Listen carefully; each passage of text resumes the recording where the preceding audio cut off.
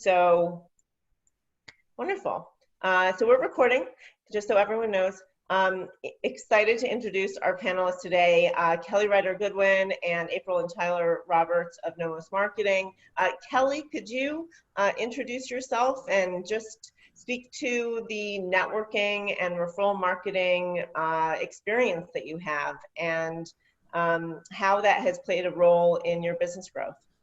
Yeah, of course. And thank you again for having me. I'm Kelley Goodwin. I'm a practicing attorney. I own and manage a law firm in Denver, Colorado, where we exclusively practice family law, so just divorce and child custody cases. And my practice really is built all on referral marketing. I've had the practice, it will be 6 years in December, which sounds crazy when you say it that way. But my background is from legal aid. And so I couldn't take any clients with me. I had to really just start from nothing. And we really do get our best and almost all of our clients from referral marketing. I do think that in at least the practice of law, that's one of the things that I think it's going to change, but how we do it is going to change, but I don't think the premise of it will. So I'm a member of companies that, organizations, and we've built a really successful law practice here in Colorado, just from referrals. So yeah, that's me. Yeah, and we should touch on, some of the organizations that you're in. I think that, has application to a lot of business owners, law firm owners, EO among them, I know is one that we've talked about before. April and Tyler, please introduce yourselves and Nomos Marketing. Hey y'all, thanks so much for having us, Maddie. We're April and Tyler Roberts. We are co-founders of Nomos Marketing. So we're a full service marketing agency built specifically for lawyers. So Tyler's a former lawyer. I am not, but I say we were married when he was in law school. So I feel like, I was part of it, like at his graduation. I don't know if they said this at any of y'all's, but they were like, spouses stand up. And I was so proud because I was like, yes, like we went through this together. So we work with clients all over the country. We're actually based in Charleston, South Carolina, but recently moved from San Diego. So still have our office there. We're kind of bi-coastal now. And we're really excited for this conversation, and we have a lot of kind of tips and tricks. And, I think for us, especially growing our marketing agency, we've done it a lot with referrals, but also bringing in marketing that helps to support that as well. So we're really excited to kind of share tips and tricks for what's worked for our clients, but also what's worked for us.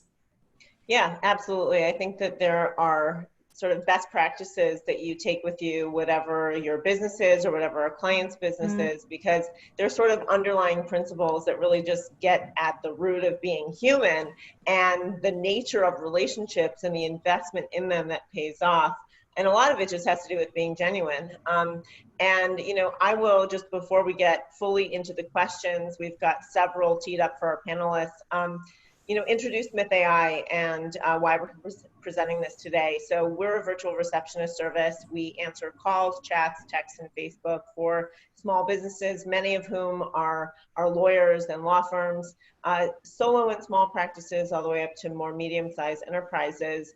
And we see the power of networking at work every day for our clients. And we also know that the timeliness of this webinar, we are amidst COVID right now, and there is limited cash. And what do you do when you're limited on cash? You cash in on your time.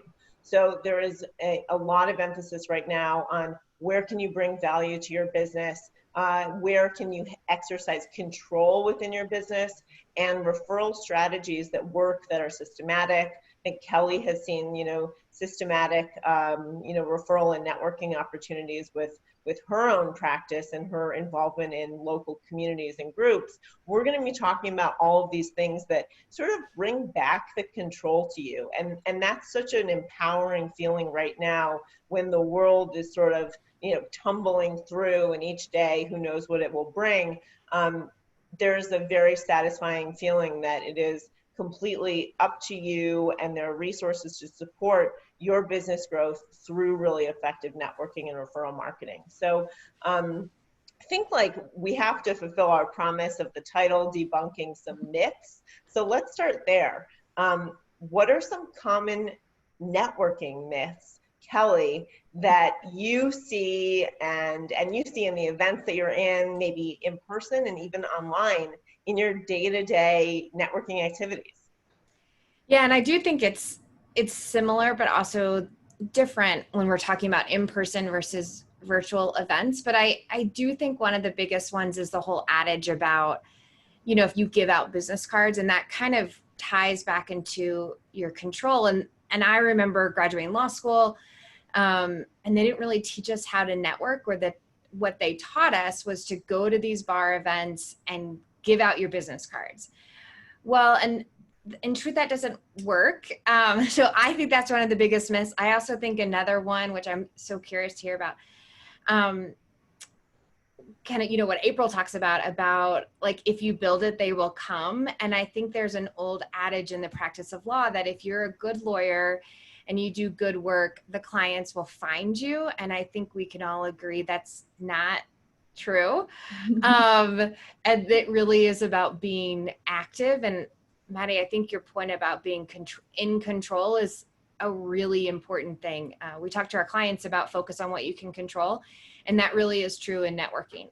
So for me, those are, I think, the two biggest ones, is that give out your business cards and you'll form this great referral relationship. And then the second one is, if you're a great lawyer, your clients will find you. And your referral partners will find you if you're a great lawyer. And those two just aren't true. Yeah, that's a great point about also being discoverable to your referral partners, because those relationships, I mean, when we get to the heart of referral marketing, you know, investing in those relationships that are fruitful, that's a great use of time. If you know how to develop those relationships, you don't even have to worry so much about the direct one-to-one potential client relationships that you're nurturing as well. You have sort of your team out there, you know, stumping for you, so to speak. So April and Tyler, you know, what do you think are some of the common myths that we need to debunk? So I'm laughing because we wrote down literally the exact same thing. So I think for us, it is kind of that idea of, you can't just show up to an event and hand out a business card. It's not that transactional. It's about building those relationships. And, you know, it's about being genuine, like you're saying, and bringing that human element to the practice of law and into your own practice. My academic advisor back in college used to say, it's not what you know, it's not who you know, it's what people know about you. And so finding a way to really position your personal brand, you know, in front of those referral partners, potential referral partners, at different events, whether that's through speaking engagements, whether that's through just going there and volunteering your time, or engaging with people, you know, through a panel or Q&A panel, that sort of thing. Those are all things you can do to kind of elevate your law firm in one of those networking settings, as opposed to just attending, handing out those business cards and kind of moving on. The other myth is, you know, kind of this, you know, build it and they will come. I think there's a myth, especially with digital marketing, that if you just build a website and you build a ClickFunnels campaign and you hit go, then you're going to get clients on demand and you're going to be fine. And that's how you're going to build your law firm. I think the most successful law firms are the ones that recognize that referrals are going to be your strongest pipeline for new cases. I mean, there's just absolutely no denying that. So when it comes to networking and referral marketing, I think it's the flip side of that too. So getting out there, putting your face out there, shaking hands, getting to know people, and then using your online presence to really validate, you know, people's decisions to give you a call, and to stay connected with your referral pipeline as well. Yeah, you bring up a really good point there. One of the things that we see often is that in the CLIA Legal Trends Report, for example, you know, there was a lot of data around the lack of responsiveness leading to lost business, and also that referrals are validated online, as you just said. So, you know, people are sort of taking referrals with a grain of salt before they validate them online through the reviews. Well, did that person engage with that law firm or business, quite a long time ago, and that referral is stale or needs to be sort of confirmed with, real-time data. What's the latest Google review say? What does the website say about, are they still serving these practice areas, and am I still in the right, sort of camp or market as a consumer? What are some of the ways, so speaking about networking events, you brought up a really good point, Tyler, about speaking and being on stage. I know Kelley is, a leader in many organizations and a speaker and, very comfortable sort of in the spotlight. Maybe it's not commonly seen as a networking tactic to be an educator or on a panel. But one of the things that I have seen at events is that being on the panel actually attracts people to you after, and you have to do less sort of outreach, hands out, trying to introduce yourselves to people. They'll sort of come to you. It's almost unintuitively the introvert's method of being the speaker and then bringing people to you, so you don't have to be so sort of outbound.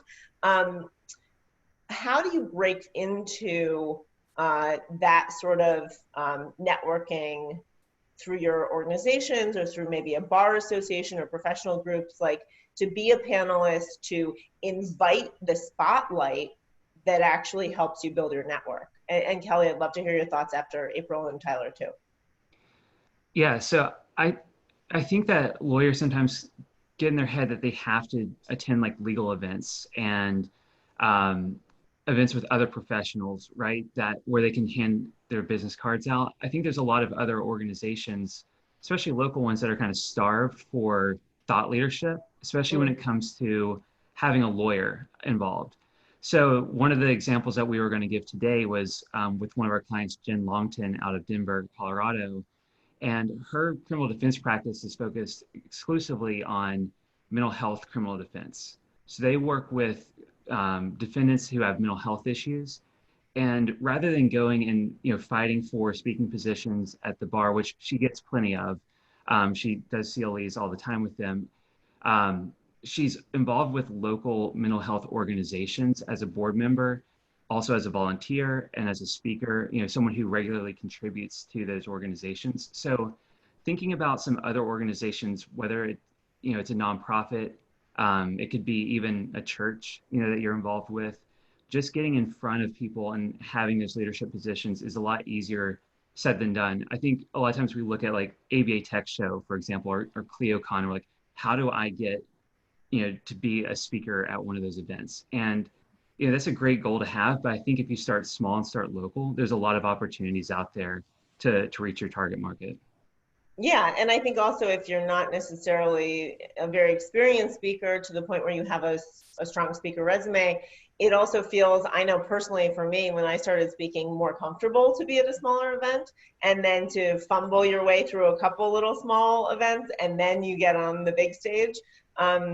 And that can be a way also to establish your rapport and your referrals actually for you as a panelist or speaker at some of those larger events. So Kelley, I mean, you're a leader in your community. Like, how are you finding that, being a speaker and educator has impacted your networking? Yeah, and it really kind of goes back to what was mentioned before about this like one-to-many model versus the one-to-one. Certainly the one-to-one is important, and you kind of have to do both. And when we talk about time, about leveraging your time, we really have found success that being on a panel or just being a speaker or speaking with somebody else really does elevate and leverage your expertise. And so you've now become the expert in the room. And we really find success in those companion organizations. So Tyler kind of mentioned that. So we often sponsor, if not also a panelist at the ADR conference in Colorado, because mediators are a great cross referral source for us. And so it's a welcoming audience. We have a lot in common. And because about 75% of cases in the state of Colorado don't have a lawyer, but they're all ordered to mediation. So it's a really great opportunity for us. Another great that we've seen a lot of success with is Denver Startup Week. And that's when you get business owners, and I know being a divorce attorney, that might sound weird, but a lot of people, particularly in Colorado, don't understand what happens when a divorce happens in a business and or when a divorce happens with a business owner, how does that? So we have a lot of success in that community as a business owner myself, and talking about topical things that they all need. So we really do. Yes, it's so funny that you said, Maddy, about like an experience. I will tell you, I even get nervous before webinars. But having a room in front of people, it is very overwhelming, but it really does leverage you as the expert in the room. It's so much easier to talk to people or start conversations that way.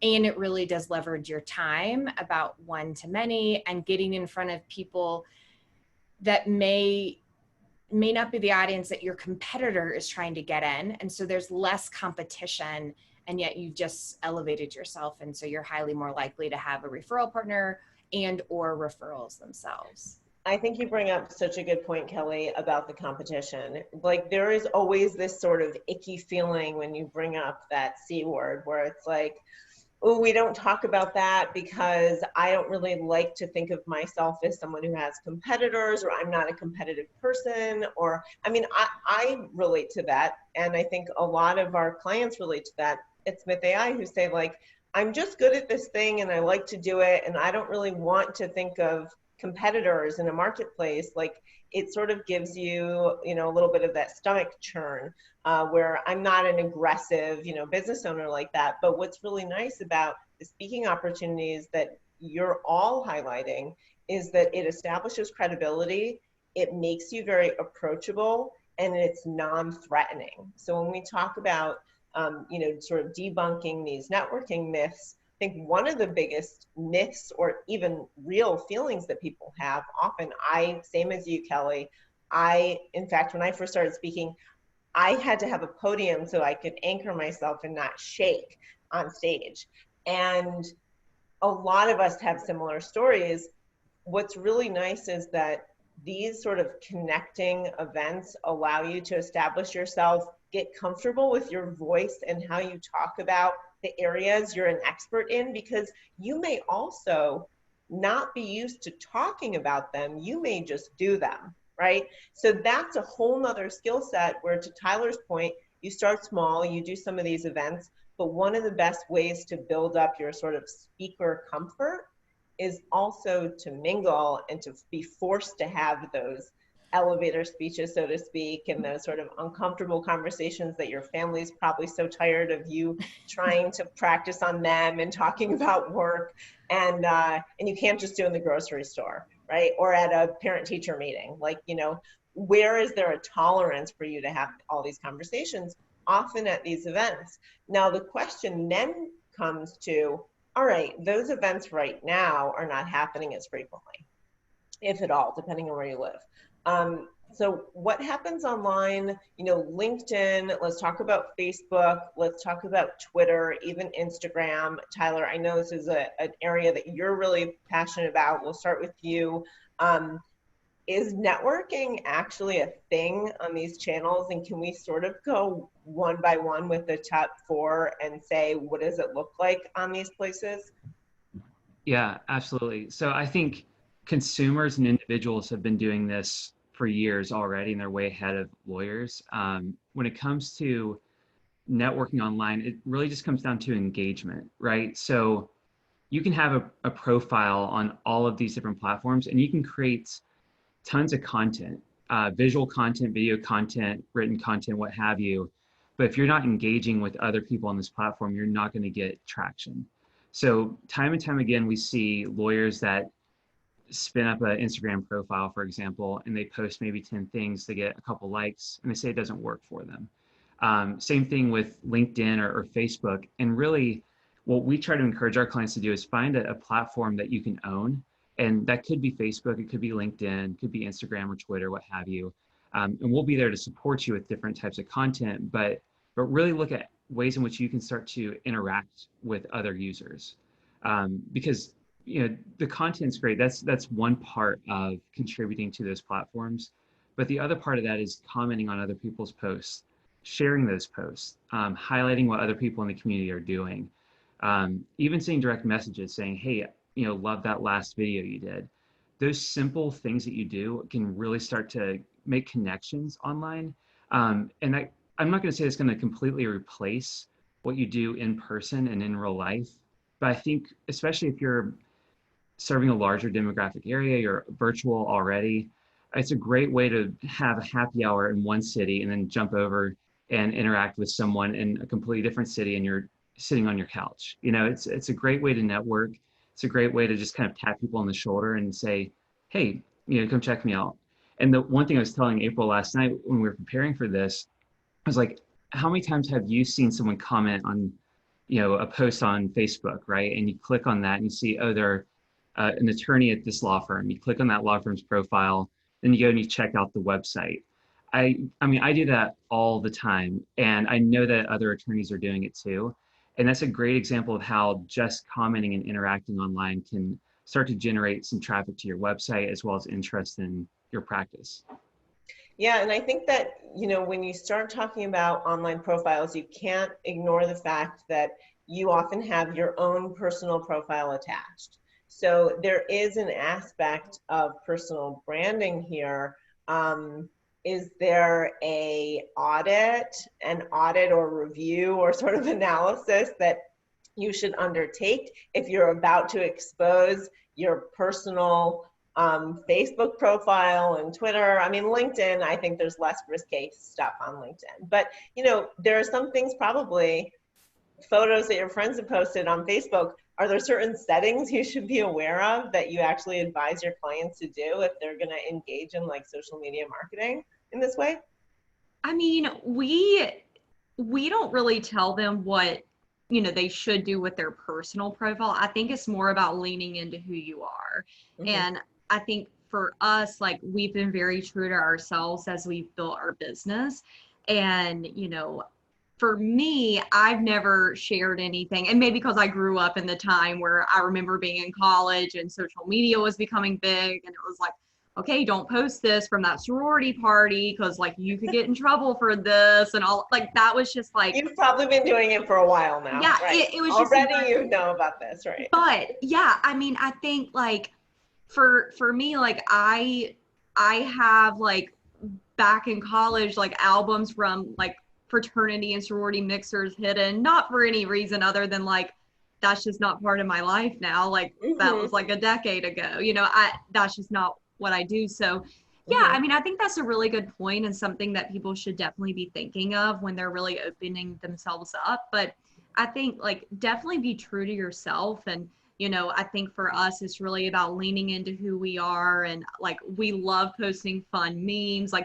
We'll be sitting next to each other on the couch and we're sending things back and forth. And so share those, do things that are fun for you. And I think that really helps as you're creating your personal brand. Okay. So yeah, expressing your personality is so key. Yeah, I was just going to piggyback off of that because we have a client that we've been doing social media for a couple years now, and we're posting high quality posts that were designed by our design team, and they look great. But then during quarantine, he started to post pictures of his avocado farm, and engagement skyrocketed from that. And so it's the whole idea of finding those authentic photos and not being afraid to share what you're doing on the weekends. And I think it's good to have a mix of both the personal and the professional. And if you want to have it separated, that's totally fine too. Just understand one, your personal one should be used for networking. The professional one should be used for disseminating legal information and information about your firm. Yeah, that makes a lot of sense. Kelley, I'd love to hear your thoughts on, especially, and one thing I'll say specifically here is also, we're talking with April and Tyler, who own their own marketing agency, and then Kelley, whose name is on her law firm.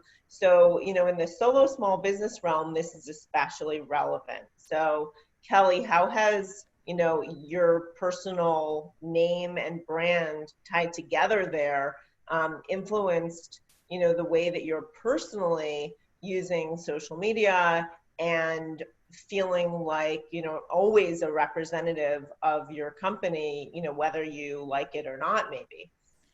Yeah, so I'm going to totally date myself. So Facebook came out my 5th year of college.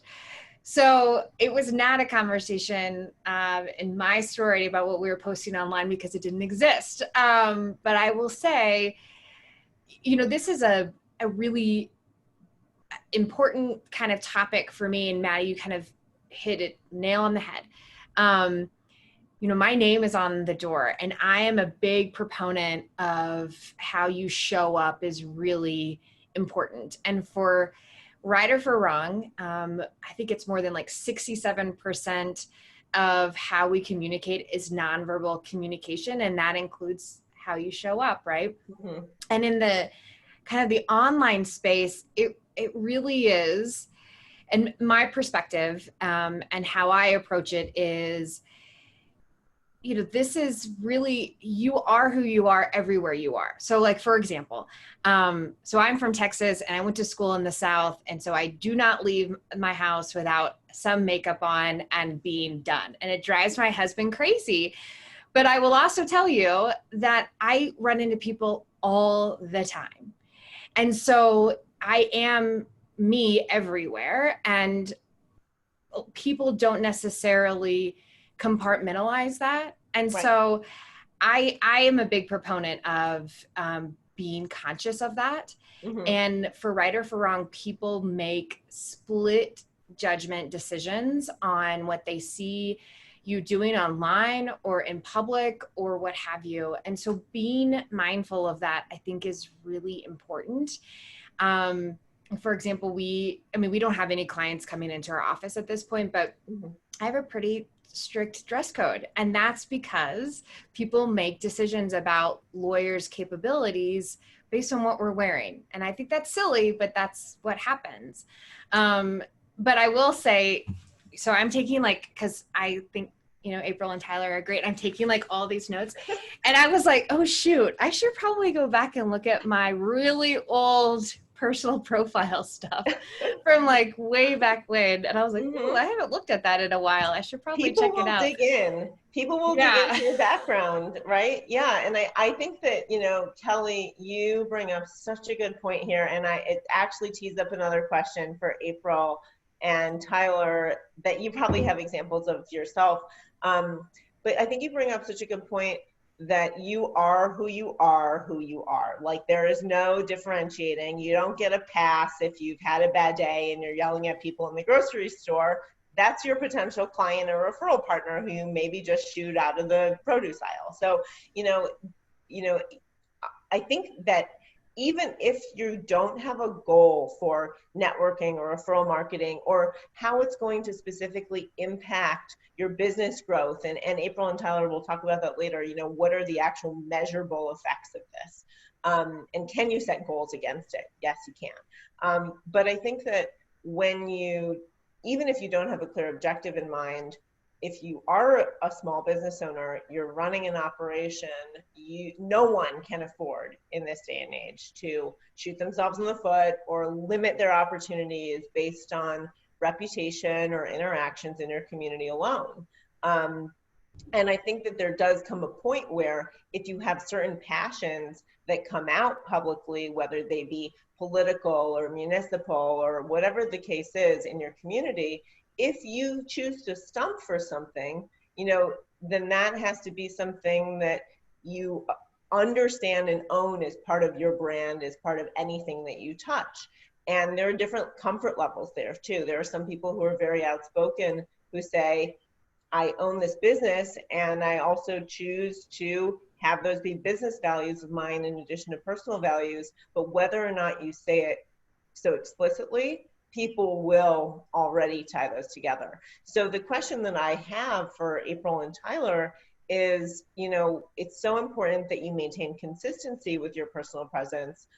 What does that look like in terms of working with an agency where, let's say, you're supporting through content, social media, website content?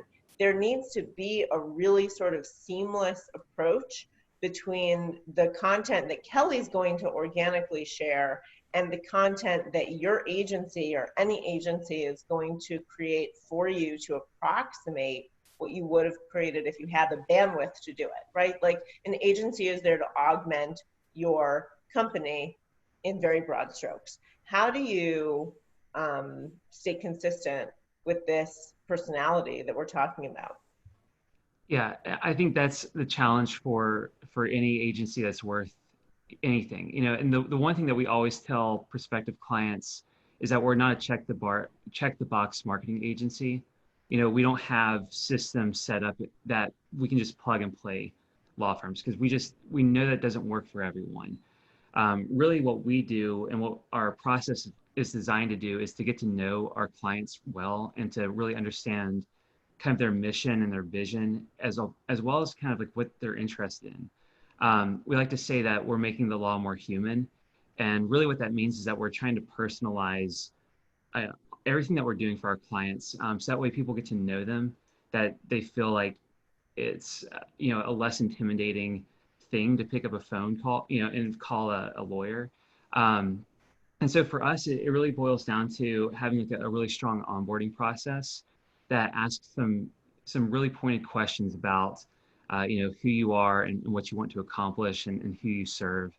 And really what that allows us to do is start off the relationship on the right foot, where everyone on our team has that internalized. Someone who's working on a social media campaign can go and look at that onboarding document. Someone who's doing pay-per-click can look at that onboarding document.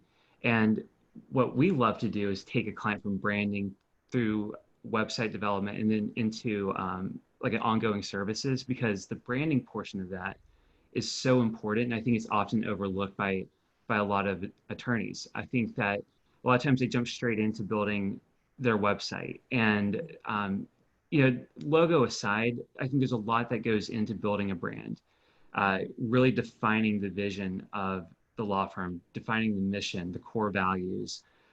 We love to come up with taglines for our clients.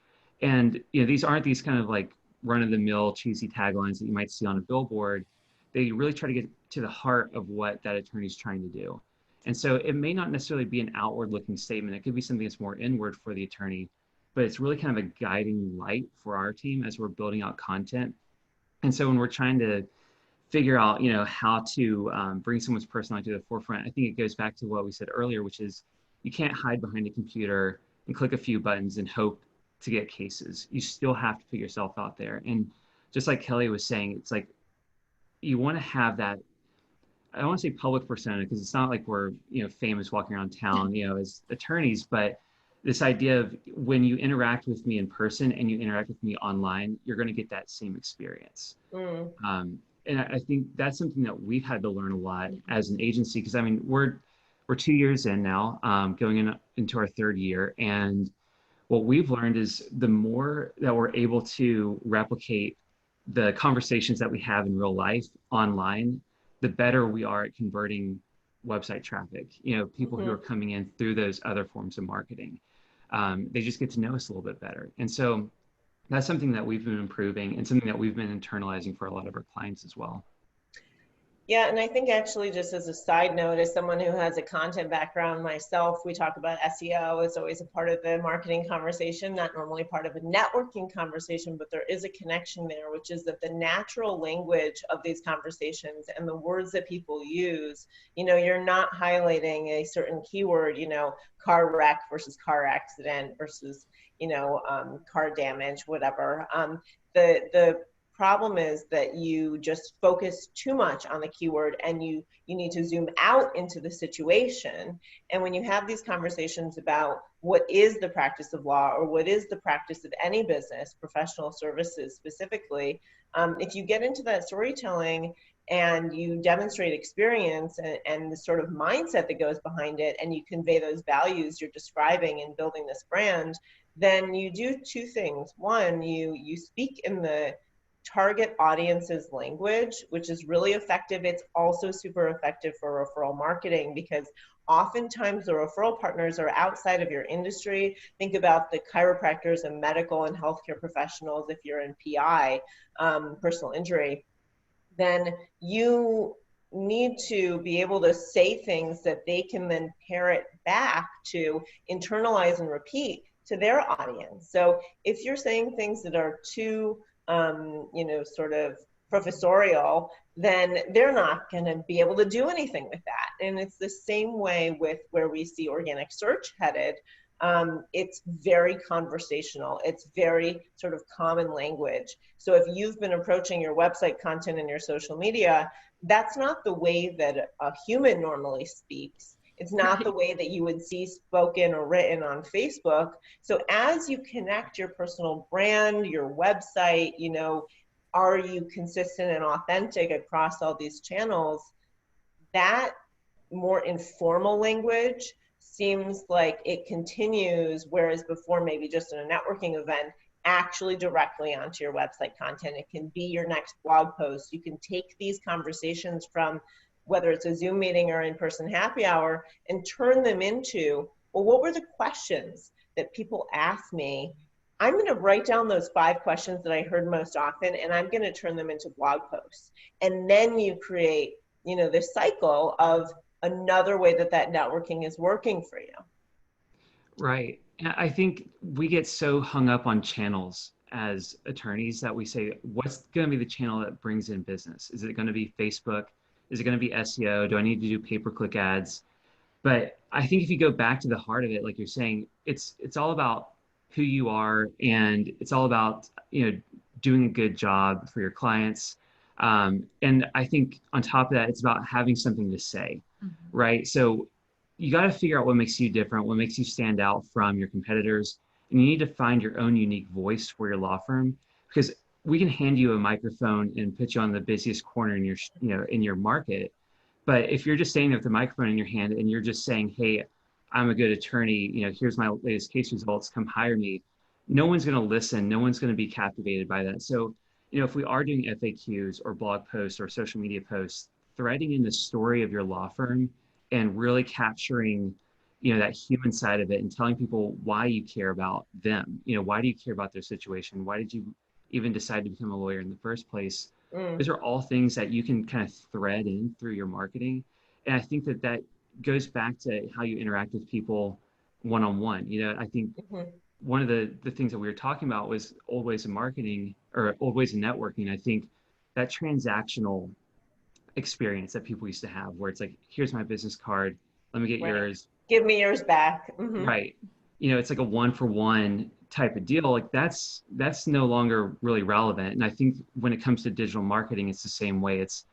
You got to get away from that transactional language, that transactional voice, and appeal more towards your referral partners, your former clients, your current clients, colleagues, telling them about, what you do, but do it in a way that is going to be engaging and that's going to actually make them care. Yeah, I think you also bring up a really good point. You were saying, you can put anyone on the street corner, give them a megaphone, but I mean, Kelley, I'm sure you also know this, and you were saying this just a few minutes ago, really about the golden rule. You didn't say it exactly that way, but you were getting at it, where you are showing generosity with your own partners and giving first, and then knowing and having the faith that you'll get second. And that is something that when we look at the marketing funnel and we talk about the touch points and the nurturing, how many times you need to reach out to a lead, it sort of becomes more in the networking side of how many times have you given advice or guidance, not even legal advice, but just, this program, this case management system works for me, or here's why I like this or that, or here's why I use my calendaring system. Some offering of expert advice that helps appear in your network. Do that several times and then expect sort of the return to come. And I think that if you have the approach of, I'm selling, I'm handing out my business card, I need everyone to understand me, then you miss the opportunity to listen and to get in the good graces of people by just sort of being there and present. And we see that on Facebook groups and in LinkedIn groups all the time. Are you in the group to promote yourself, or are you in the group more as a mentor mindset? I mean, we're even seeing Facebook creating a mentor persona now because they see these people interacting in the groups this way. You can actually call yourself a mentor and make yourself available for advice. Kelley, what role has that had? And have you always sort of had that mindset in being generous with your time and spirit for others? Or was that something that you sort of like came into over time? Yeah, that's a really, it's a great question. And I was thinking, a lot of stuff, like just kind of putting this together and thinking about the questions and then listening. One of the things that when we talk about authenticity, right, and finding our own voice, I mean, in the beginning, and kind of to your question, I mean, I threw everything on the wall and just saw what stuck. And that probably wasn't, actually, I could tell you it wasn't very effective or efficient, except for that I figured out what works for me and what doesn't work for me. And one of the things that definitely did not work is in the very beginning, speaking of like past or prior agency work, I worked with one of the big law firm marketers, and it was not my voice, and they pushed divorce and all that stuff, and it just wasn't my voice. I mean, when you talk to I or my staff about why we do what we do and how we do it, it is very consistent because it's authentic. And we actually don't want people to get a divorce. And so we talk a lot about family focus and co-parenting and like that family unit. And if people get divorced or they have a custody issue, then we hope you think of me. Maddy, to your question about mentorship, I think it's always kind of been there, and it comes and goes, I think, throughout my life. And I can think of times when it just kind of happened again. And I feel like I'm in that kind of moment again in my legal career. You mentioned EO, Entrepreneurs Organization, and it really is about helping business owners scale and grow. And most of them are not lawyers. And I'm the chair of the accelerator program in Colorado, and I get so much value out of helping other people. There's also a really great book, The Go-Giver, that really talks about, you helping other people and it will come back. And I was struggling with this during COVID. Well, I know we're still in COVID, but during the shelter in place, we sheltered in place mid-March and was there through beginning of June. And so it was like, if I don't have a direct referral, how do I still add value to my network? And it was just like connections and going back to the basics of how can I help you? Who is a great connection for you, even though I may not have a direct client right now because we're all kind of hunkered down. Now's the time to like build those. And I remember talking to my business coach about like the energy of sending out 12 connection emails. It was like so exciting, which sounds super dorky, but it was really exciting. And it was like, I felt like, okay, like I don't have a referral for you right now, but hopefully this new relationship will turn into bajillion referrals, right? So it really was like, how can I help you? And sometimes I think I overextend myself, which is a fine thing, but I get so much energy out of it. It's just like, I don't see it as extra work or more work or whatever, but it's fun. I mean, it's fun to talk about business. It's fun to talk about what you're doing or not doing. I mean, going back to that word competitors, I'm always curious about what somebody else is doing, not necessarily because I want to replicate it, but I'm just curious to see, is that working? How is it not working? Can I tweak that to my brand? Like maybe it's something I never thought about, and maybe someone in a totally different industry is doing something that I can mimic or something, right? Like that's why we host these webinars, because we want everyone to sort of come together and hear across the aisle what people are doing, and you've got that listening mindset. And I think that's really what it comes down to. Are you in tune or are you trying to talk? That is networking in a nutshell. Are you listening first or are you trying to be the loudest and get your word out? Yeah, I joked about how many like notes I'm taking, right? But it's true, because I'm like, there is something that I can learn or tweak or get better at, and really coming at it as this is an opportunity. Everything's an opportunity. And so not having that scarcity mindset, and from a lawyer perspective, there is enough business for us all. It's really talking about getting to your ideal client, working with people you want to serve, and getting them to see the value in your services. And there's enough business for us all. And we can learn from each other. We don't have to, be in competition with each other, or whatever, potentially negative word we want to use. So I get kind of dorky about it, but I think we all here are in the same mindset. I just, with the amount of time that we have left, I want to make sure that we hit on, two subjects. One is reviews, and I've always sort of seen reviews as one-to-many referrals. It's sort of this evergreen public-facing referral where your positive statement, just talking about positive reviews here, have a huge and lasting impact and validation for the referrals that come in. So what is a strategic approach or tactic, Tyler and April, that you take to stand out maybe from the competition, to establish even a new brand, and to maintain a brand that's been around that sort of needs to maintain its reputation? Yeah, that's a great question. And I think it's definitely one of the biggest things we talk about with clients, because like we were saying earlier, a lot of people just check the boxes and then we'll go and look at their Google My Business profile and there's maybe one review, or, if even any.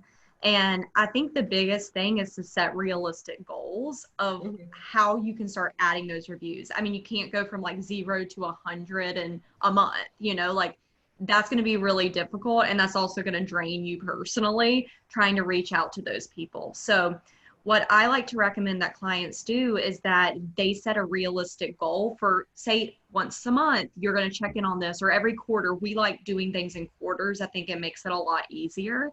And also bake it into your process. And, so you're not having to sit down for 2 hours, one day and just request review. Wait until you get to a place where, you're done with X, Y, and Z. And that's the place where you can bake it into your process that you're going to ask for a review. And I also think, like, for clients, make it easy on them to leave you a review. A lot of people will send like 10 links of all the places to leave a review. Like, Google My Business, it's not going to happen. Like, literally, I get things like that. I'm like, file it right away, because I'm like, I can't deal with that. You're not even going to do one. Right. Exactly, because it annoyed me. So it's like, ask for Google My Business review, hyperlink it. Like, Google My Business, you can literally get the link where you put it in the email. Someone clicks on it, it pops it right up. They may have to sign into their Gmail if they're not automatically signed in, but make it super simple for them. And I always, like, when we ask for reviews, I like to do something funny. Like, I crack jokes all the time. So I'll put something funny in the subject line or something like that. And also, like, when you're working with your team, I think it's also important to incentivize your team to ask for those reviews. So I know with our business partners, we were trying to get reviews. I used to be their head of account management for another vertical that they have with a dentist. And so they said, okay, if we get to 50 reviews, we'll go on a wine tasting day. You better believe I asked for every review that I could, because I was like, I'm going on that day. So do something that's going to incentivize your team to ask for that. And then you're going to look back a year from now and say, oh, wow, I'm really competing with that person that I thought there was no way I could compete with, because you've set attainable goals and you've taken those steps to make it easy for you to get there. Yeah, and I think that you bring up a really good point that centers around building good habits. So it may be a good habit to ask generally for your NPS score, your Net Promoter Score, and how happy were they with you, and that's sort of internal. Maybe they were or weren't happy, but that's not something you need to put public facing. And then, of the people who say they were happy, that's an easy indicator for who to reach out to, after the engagement is over, to say, would you mind posting a review here. If your Google My Business is sort of filling up positively and you want to pay more attention to a Facebook review or just dedicated to your website, you can redirect that approach to the channel that needs the most love. But to sort of come to the end of our conversation today, I think that measuring the impact and the return on investment on these networking efforts, on the referrals and general brand building, I'll start with Kelley, actually, because I'm really interested in her perspective at the law firm level, and then we'll go to April and Tyler again. Is this about perspective about reviews in general, or? So perspective about actually the, reviews, but the impact of your efforts and actually measuring, like if you've ever sort of taken the historical perspective and said, wow, I started to do more with EO, or I started to do more with a particular networking group or effort program, I saw this impact and I can directly tie it back to that. Because I think we are sort of reluctant to invest time and money in things that, unlike an advertising campaign, can be harder to sort of track. So if you have any thoughts on that, and then I know that, April and Tyler have some strong thoughts on that too.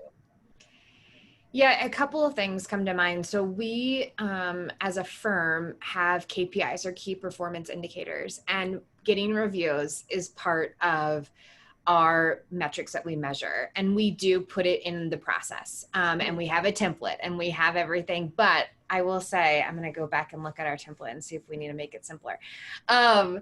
So it is something that we look at, and particularly at the end of Q2, we did internally a really big push about checking in with past clients, checking in with potential new clients who were in our pipeline but hadn't said no.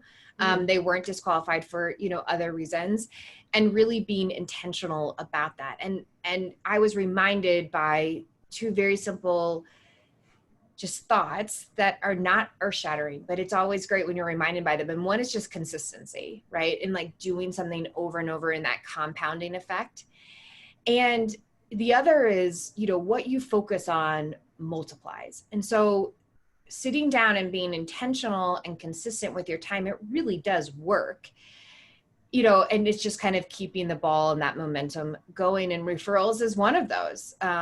I should say reviews is one of those. It's tough.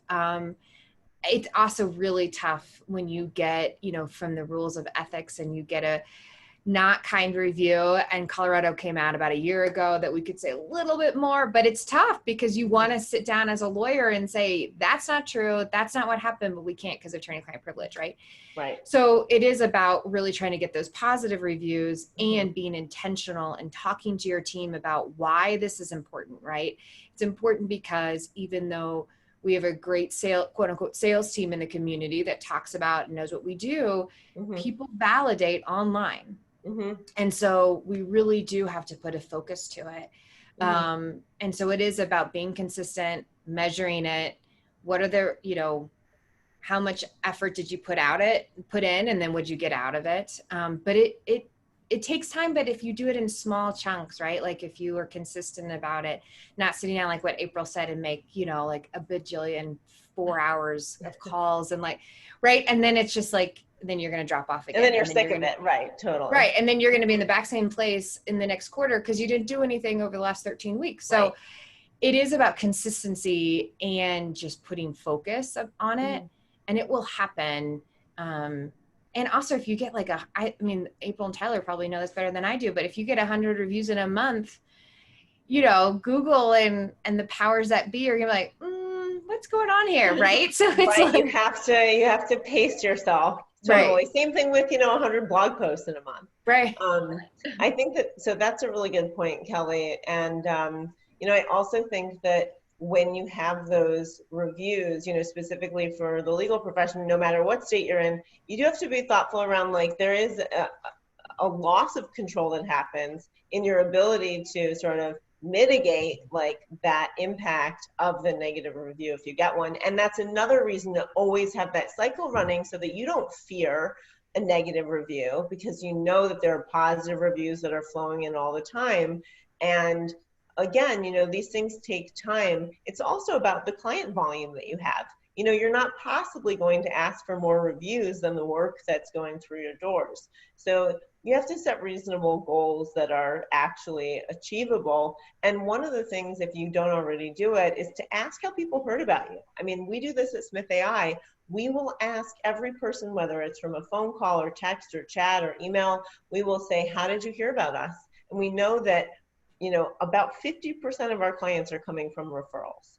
And another huge percent are coming from review sites. So those we consider, you know, that's sort of like a referral. It's a happy client who is, you know, stating that publicly. And that is very powerful. It also is reinforcing to your referral partners, because it's really important that they have a brand that they feel they're not the only ones who feel strongly and positively for, that it's sort of like the consensus, and that only gives you a stronger brand to go out and say, hey, you know, we'd like to, you know, make sure that we maintain this relationship. So just to tie us up, April and Tyler, any final thoughts around measuring the impact of this work? And even though it is a long game, like how along the way can you indicate if your networking and referral efforts are working? Yeah, so this is something that is really challenging for pretty much any business, is attribution for networking and referral-based marketing. You know, finding the source of the new client or the new customer, and understanding the either time, resources, or money that went into generating that new lead, right? And then also assessing the lifetime value of that new client or customer. And so one thing that you can do, and this is kind of like a more practical how-to tip, is let's say that you do go to an event and you collect business cards from that event. And let's say that you don't sponsor it. There's no financial investment, but that took an hour of your time. Think about how much your hour is worth. What do you bill for that? And then go back through those cards. And then if you have a CRM or any sort of like sales management tool, tag people from that event when you're putting them in. So that way, every time you get a referral for a new client from someone that you had met at that event, you can say, okay, from that one event, I got 2 or 3 new clients. And that could be a year down the road. It might not be immediate, but you can say for that 1 hour of time, I was able to generate 3 new clients from there. I think for if you're looking at finances, I mean, I'll give you an example of what we've done. We've sponsored a local group called Atlanta Legal Tech. And we've, you know, because of our financial contribution to the organization, we've had an opportunity to speak at an event. We've gone to the virtual happy hours. We've been able to network with our quote unquote competitors. But then, you know, who we love. Yeah, we love to death, but, you know, also other people, you know, other people in the space too. And what's great is we've been able to tag everyone from that group, you know, as someone from Atlanta Legal Tech. And we may not get direct clients from, you know, that speaking engagement, but it could be someone who's involved with that group who saw us speak, and they make that connection. And so we can look at that sponsorship package and we say, okay, we got X number of clients from that event or from this group. We can attribute that back, and we can really put like a hard dollar amount on that.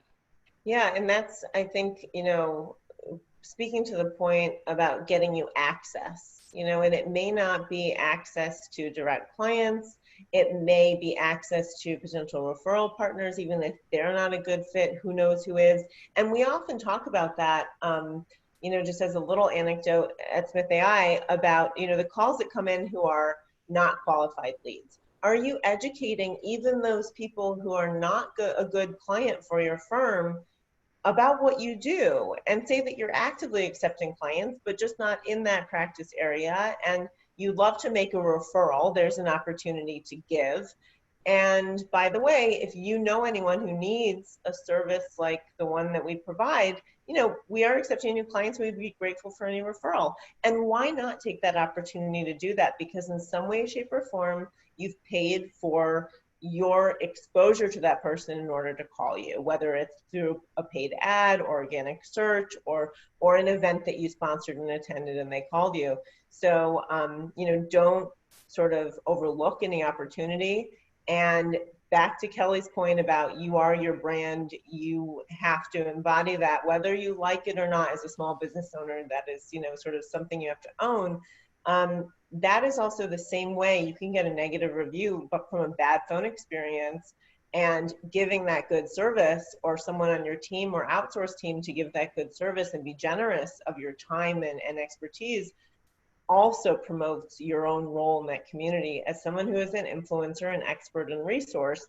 And then you are seen as that resource when it comes time for paid services that you deliver. It's very consistent. And I think that that authenticity, that genuine approach comes through very clearly and transparently to people who interact with you. Hey, Maddy. So can I Kelley, give an go ahead. anecdotal story? So just Yeah. on that point, this was a couple, maybe, I don't know time. I don't know anymore about time, but this was in the last couple of weeks. I had a call with a young woman and we talked, and it wasn't a good fit, not because of whatever, but it doesn't matter.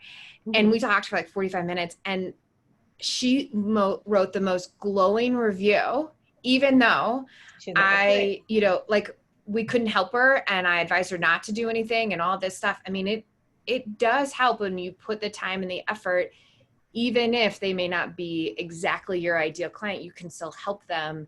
And they are so grateful for it, particularly from a lawyer, right? Like, you're taking the time to talk about their case. It really does work. And that literally just happened within the last couple of months, like, true story. Yeah, and it's lasting and impactful. Thank you all so much for joining me today. April and Tyler can be reached at nomosmarketing.com, and then Kelley Ryder Goodwin, is it rydergoodwinlaw.com? It is, yeah. Wonderful. And then I will send around the recording of this. I hope everyone has a wonderful day and that you spend a little time this week putting at least one of these best practices to work for you. So thank you all and take care. Thanks for joining us.